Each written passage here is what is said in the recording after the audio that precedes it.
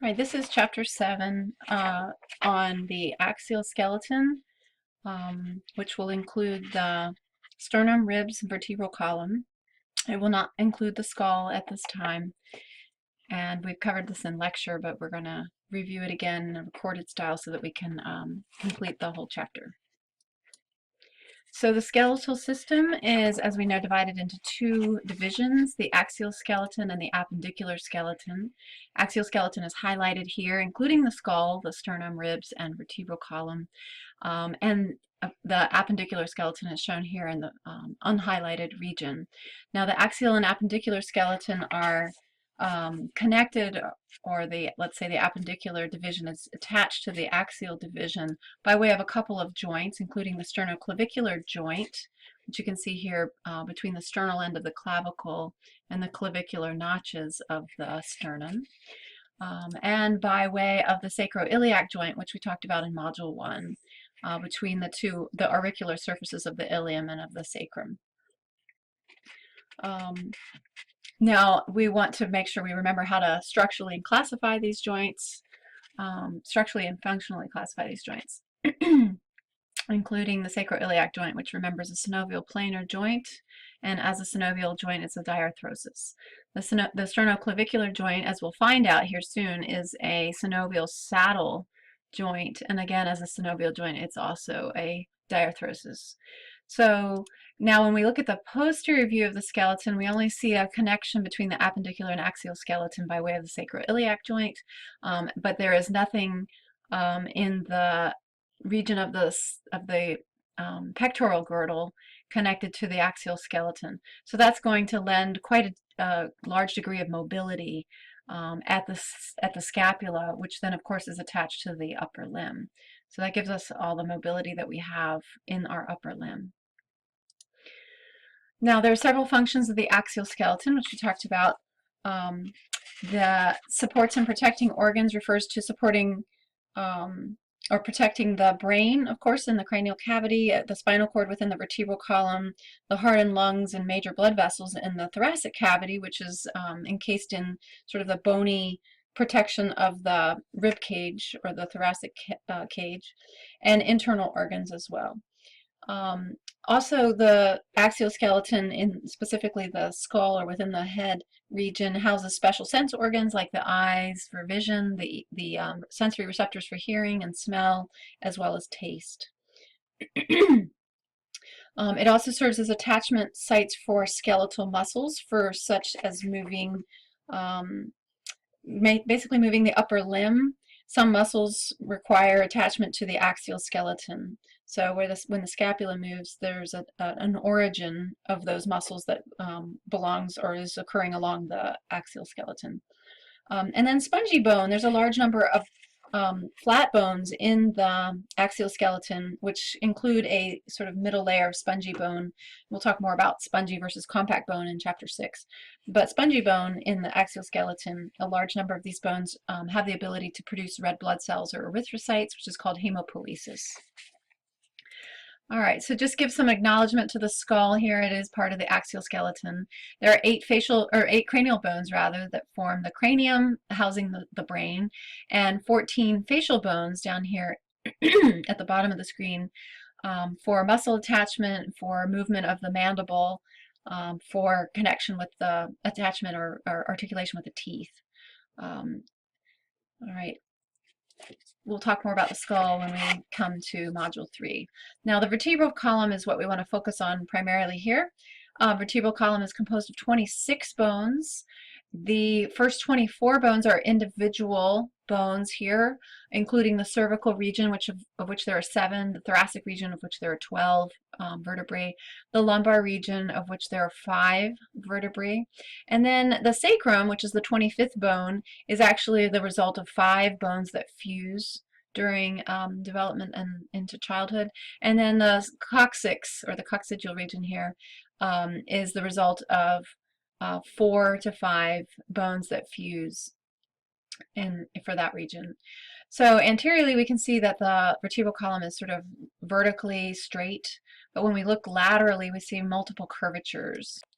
Now during fetal development, the entire vertebral column has sort of an anteriorly concave curvature, meaning from the anterior perspective, we can see it sort of forms a depression here, like in the thoracic curvature. So you can imagine the fetus all sort of balled up and the anteriorly concave curvature there. So after the baby is born, it maintains that curvature until it starts to do certain weight-bearing positions and exercises. So after 2 to 3 months, the baby will be laying on its belly and begin to lift its head off the floor. And so the head is up here is going to be curving sort of to the left in our figure here, which is eventually going to reverse the curvature from an anteriorly concave curvature to an anteriorly convex, forming a hill here, curvature.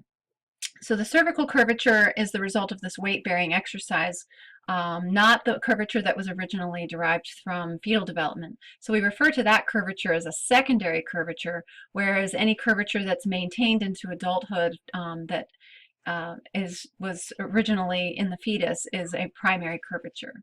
So the cervical curvature is a secondary curvature, the thoracic curvature is a primary curvature. Then after 6 months, 8 months, the baby starts to sit, starts to stand. Up to a year, starts to walk rather, and so the lumbar region will also reverse in curvature direction as a result of that weight bearing. So that would be another secondary curvature. And the sacral curvature, or the sacrococcygeal curvature, is going to be maintained as the original fetal curve. So that's another primary curvature. So thoracic and sacrococcygeal curvatures are primary curvatures. They are anteriorly concave. Cervical and lumbar curvatures are secondary curvatures, which are anteriorly convex. There are several functions we could talk about with the vertebral column, such as providing vertical support for the body, supporting the weight of the head. The more vertically we are, the less heavy our head is. When we start to lean forward, it becomes more heavy. It also helps transfer the weight between the appendicular skeleton from the axial skeleton, and it houses and protects that delicate, vital spinal cord, and provides a passageway for spinal nerves. Right. Actually, we'll go back. This is an image that demonstrates how in our current sort of culture of texting and using smartphones, that we tend to have this fixed, flexed position of the head and neck region, which puts a lot of strain on our posterior neck muscles that are supposed to extend the head and neck. And as a result, over time, that curvature, that cervical curvature, could start to lose its anteriorly convex curve there. A typical vertebra is shown here, and these have the typical vertebra has various features that we can find throughout at least the superiormost 3 regions of the vertebral column. And so we'll be looking at these in lab as well. First, we start with the body. The body is a sort of thick structure here that you can see laterally. Then attached to the body is the vertebral arch. And the vertebral arch is this U-shaped or horseshoe-shaped bar of bone that various processes extend away from. Now the hole that forms between the vertebral body and the vertebral arch is called the vertebral foramen. And when multiple vertebrae are articulating with one another, their foramina stack up to form the vertebral canal. All right, then the various processes we're looking at here, the spinous process extends posteriorly. There are 2 transverse processes that extend out laterally. And then we have processes here, the superior articular processes, and it's right and left here, and which has a flat or a slightly depressed region there called the facet. So the facet is an articular surface. So these are superior articular facets, and if we look at this view here, we could see inferior articular processes and their facets like down here below. So the superior and inferior articular facets form an articulation between adjacent vertebrae, as do between the bodies of the vertebrae, between which is an intervertebral disc. All right. So there are some unique features of vertebrae. We could find all of those typical features throughout the different regions, but these are specific differences between the regions. So for example, we're looking at over here on the left side, a typical cervical vertebra has a body. We could find, some of these typical features, a spinous process and transverse processes, vertebral foramen here, superior articular facets on processes. But their spinous processes are bifid or forked. And as multiple cervical vertebrae are articulating with one another, then there is a ligament that will sort of sit within that notch there formed by the bifid spinous process, called the ligamentum nuchae, and you'll see that as one of the origins of the trapezius muscle. Another difference is that the transverse processes have foramina, transverse foramina there, for a blood vessel called the vertebral artery that passes through. And then the plane of articulation here between superior and inferior articular facets of adjacent vertebrae is kind of in this oblique plane, not quite vertical or coronal, and not quite transverse.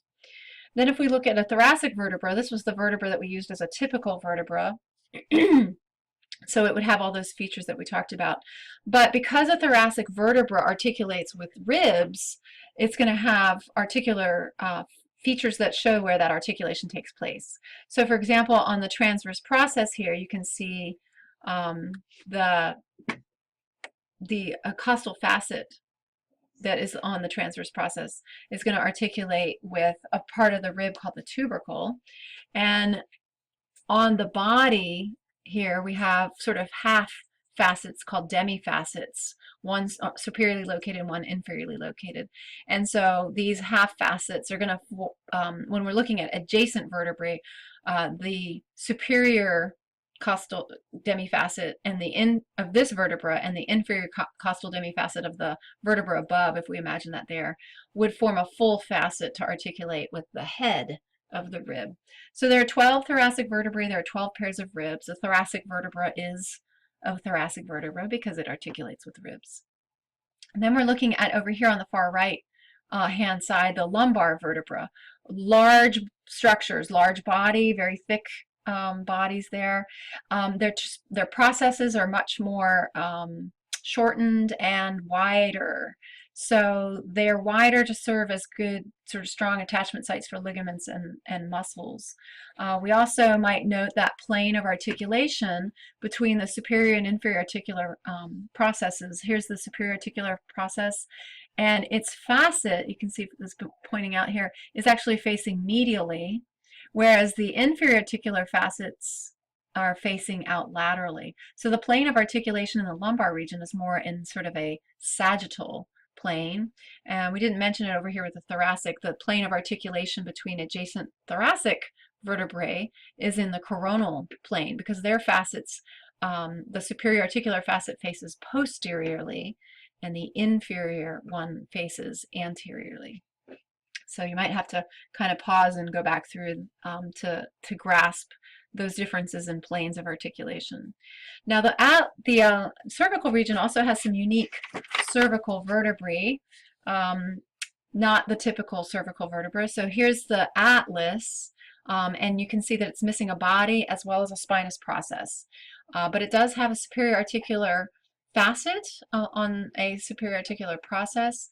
However, the first cervical vertebra does not articulate superiorly with another vertebra. It articulates with the skull. So we'll look at that articulation here in just a few minutes. Now the second cervical vertebra is also rather unique. It's called the axis, and it does have the typical features, the body, the transverse processes with the transverse foramina and the bifid spinous process. But on top of the body sits this structure here called the dens or odontoid process. And this will become important when we're looking at how the atlas and the axis articulate with one another. The sacrum is the next region. You can see where those 5 vertebrae have fused together to form one single bone. We've talked about this before, so you can review the same features that are from Module 1 there. And this is the posterior view of the sacrum once again. So make sure that you review the same features we saw before. ending in the coccyx in this region. So the next video clip will go into the next part of this chapter.